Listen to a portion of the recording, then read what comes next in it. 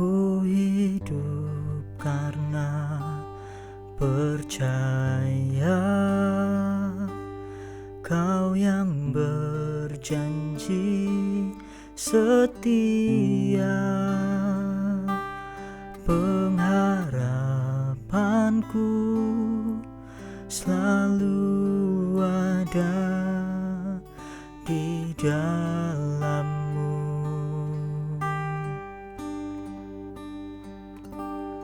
Ku tidak akan menyerah meski dalam kesesakan. Seluruh hidupku dalam genggaman-Mu.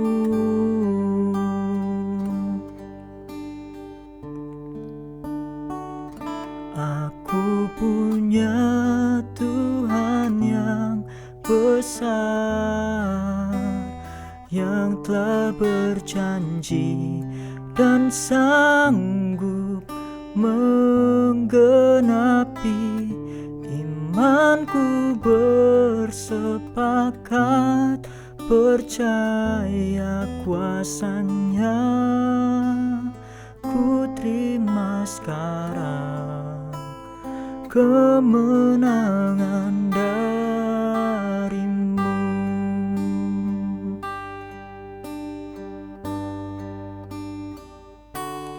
Ku tidak akan menyerah meski dalam kesesakan. Seluruh hidupku dalam genggaman-Mu.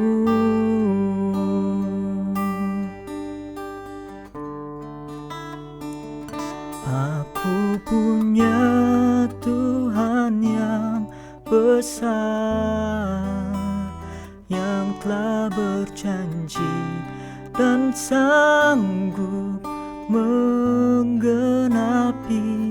Imanku bersepakat percaya kuasa-Nya. Ku terima sekarang kemenangan dari-Mu. Aku punya Tuhan yang besar, yang telah berjanji dan sanggup menggenapi.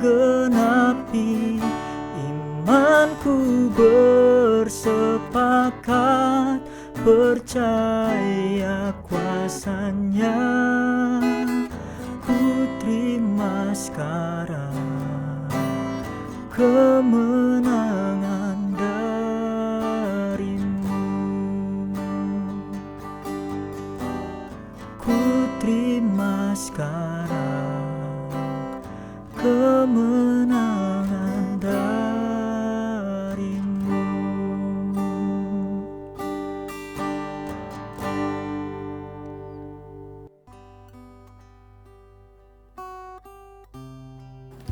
Mari kita berdoa. Bapa kami yang ada di surga, kami sungguh bersyukur kalau Tuhan memberi kesempatan kepada hamba-Mu untuk menyampaikan kebenaran-Mu. Kiranya Roh Kudus menolong hamba-Mu untuk hanya memperkatakan kebenaran firman-Mu, supaya apa yang hamba-Mu ini perkatakan boleh menjadi berkat bagi setiap orang yang mendengar maupun juga bagi hamba-Mu yang berbicara. Terima kasih Tuhan. Kami alaskan semua doa kami hanya di dalam nama Tuhan Yesus Kristus. Amin. Kita akan baca di Kisah Para Rasul pasal yang kedua ayat yang ke-38. Jawab Petrus kepada mereka, "Bertobatlah, dan hendaklah kamu masing-masing memberi dirimu dibaptis dalam nama Yesus Kristus untuk pengampunan dosamu. Maka kamu akan menerima karunia Roh Kudus." Karunia Roh Kudus hanya bisa kita terima bukan karena hasil usaha atau perbuatan kita, juga bukan karena kepintaran kita ataupun hebatnya kita, tapi menerima karunia Roh Kudus benar-benar sebuah karunia dari Tuhan Yesus Kristus.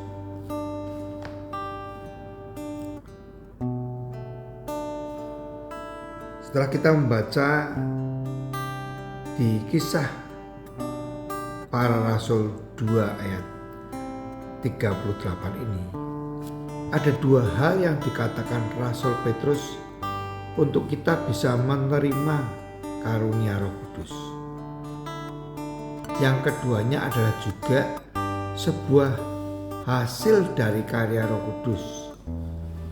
Sekali lagi, hasil dari karya Roh Kudus, bukan hasil usaha kita. Yang pertama adalah bertobat. Bertobat adalah sebuah peristiwa yang terjadi bukan karena usaha kita,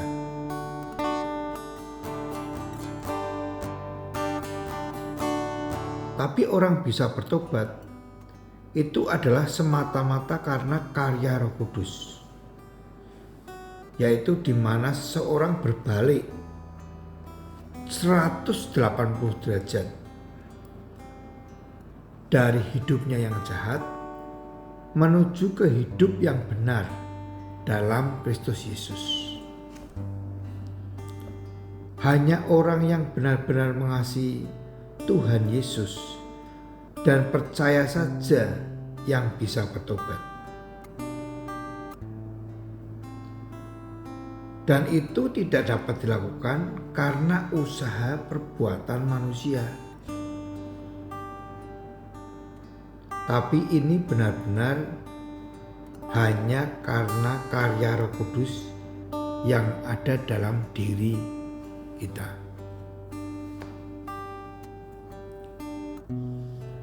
Yang kedua, memberi diri dibaptis dalam nama Tuhan Yesus Kristus untuk pengampunan dosa. Memberi diri dibaptis dalam nama Tuhan Yesus Kristus untuk pengampunan dosa juga bukan merupakan hasil usaha atau perbuatan kita. Kita bisa saja usaha untuk dibaptis,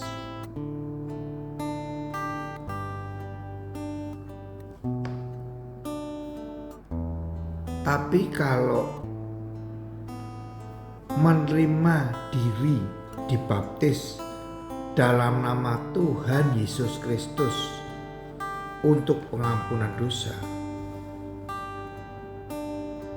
itu diperlukan kesadaran atau kasih atau percaya kepada Tuhan Yesus bahwa tanpa Tuhan Yesus Kristus kita tidak akan mampu. Kita harus bergantung sepenuhnya pada Tuhan Yesus. Oleh sebab itu, untuk supaya pertobatan kita selalu disertai oleh Tuhan Yesus, kita perlu memberi diri untuk dibaptis. Bukan dibaptis dengan nama sembarangan, tapi dibaptis dalam nama yang penuh kuasa, yaitu di dalam nama Tuhan Yesus Kristus untuk pengampunan dosa.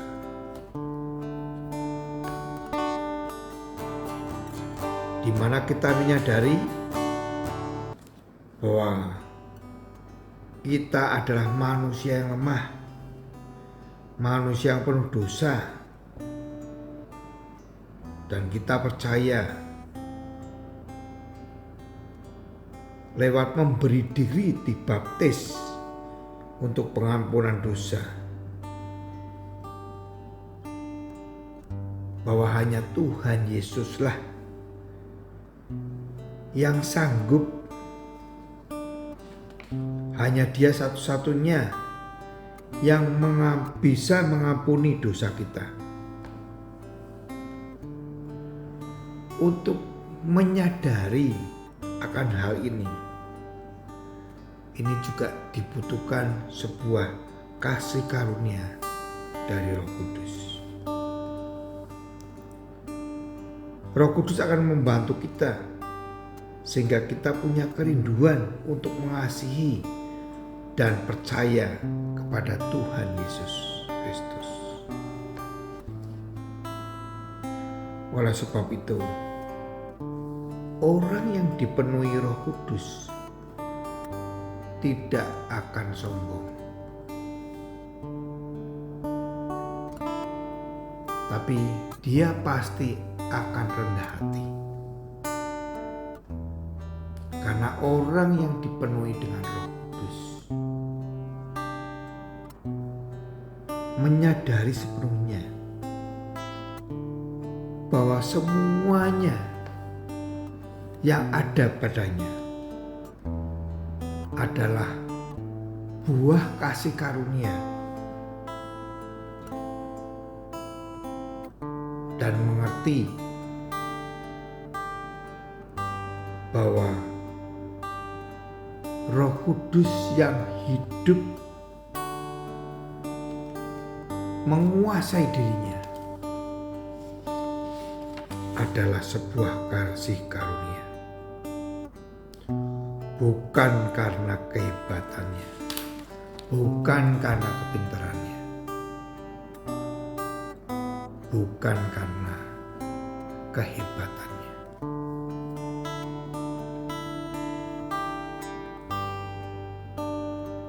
Bilalah kita sebagai orang-orang yang percaya kepada Tuhan Yesus Kristus selalu menyadari akan keberadaan kita, selalu mengasihi dan percaya kepadanya. Dengan apa? Dengan setia dan